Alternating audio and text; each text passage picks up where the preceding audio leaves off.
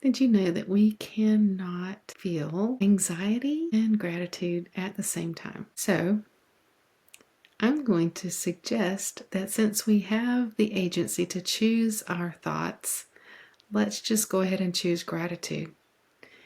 It has far better effects on our body than stress and anxiety. And even when we find ourselves in circumstances that aren't what we would want them to be, we can still often find something, even something very small, maybe something big, to be grateful for. I know that has been true in my life, and I'm sure it has for yours too. We all go through tough times, but we can still look for something, a little glimmer of hope, or something to be grateful for. We can choose to focus on all the things that we are fretting over, or we can choose to focus on the things we have to be grateful for. Either way, it's a choice. Gratitude actually turns ordinary days into days of thanksgiving. I always suggest to start with a list, a written list, because writing is therapeutic. It actually helps turn our brain on to start seeing the thoughts physically on paper in black and white. When we're able to see our actual thoughts, it helps our brain to look for evidence. It's like turning a switch on.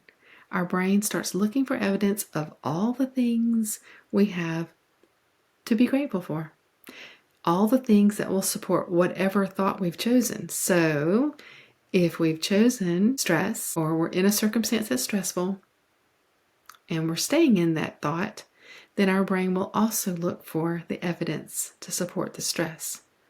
So take that thought of stress captive and start looking for the things you can be grateful for, and just see what happens. It's worth a try, because being grateful changes us. It changes how we show up to our life. It changes how we show up to our relationships.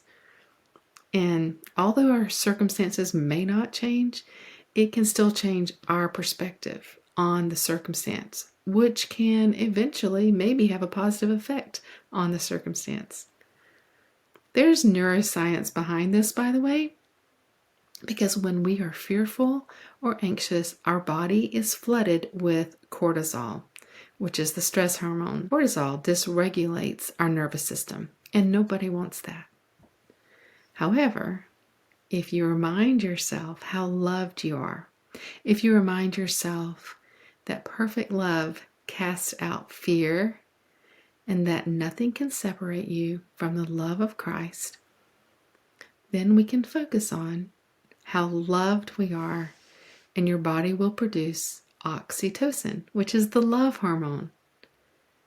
And good news is that oxytocin negates the effects of cortisol.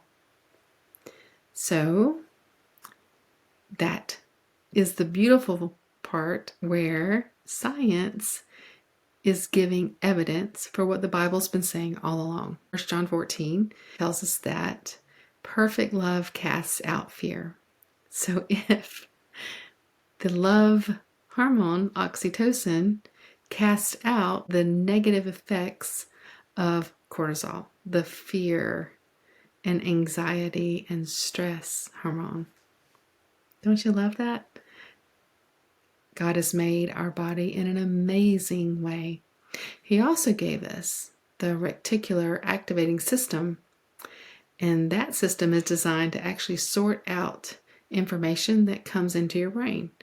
So if you were to decide to take that stress thought captive and instead to replace it with a thought such as, I am grateful, I am blessed, I have an amazing life, then your brain is going to sort out all the stuff that is against that new thought. And instead, it's going to look for all the evidence of how you are grateful and blessed and have a beautiful life. I'm going to let that sink in, because I think it's worth spending some time on.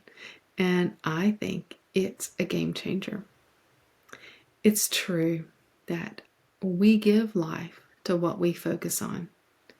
So, my question for you, what do you want to give life to today?